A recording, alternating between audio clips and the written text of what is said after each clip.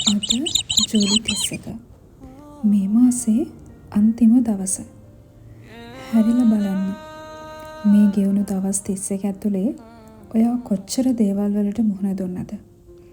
ඒ හැමදේම මැද්දේ අද ඔයා මෙතන ඉන්න එක ගැන මුලින්ම ඔයාටම ස්තුතිවන්ත වෙන්න.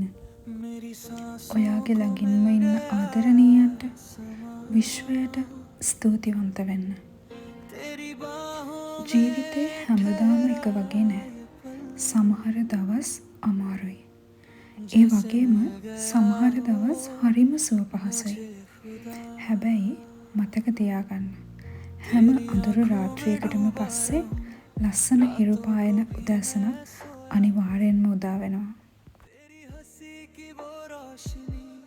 मेरे अंधेरों को रोशन करे तेरे बिना अधूरा सा हूँ खुद से भी मैं रूठा सा हूँ तू जो मिले तो लगता है हर दुआ मेरी कबूल हुई तू है तो धड़कन ඔයාගේ හීන ගැන විශ්වාසය අත්හරින්න එපා.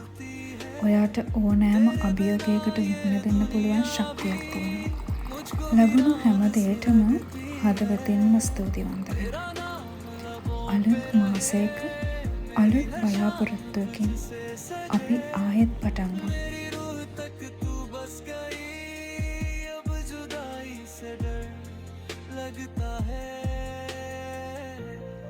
හෙටින් පටන් ගන්න අලුත් මාසය ඔයාගේ ජීවිතයට සැනසීම ලබා දෙන ලස්සන මාසයක් වෙන්න ඕනේ.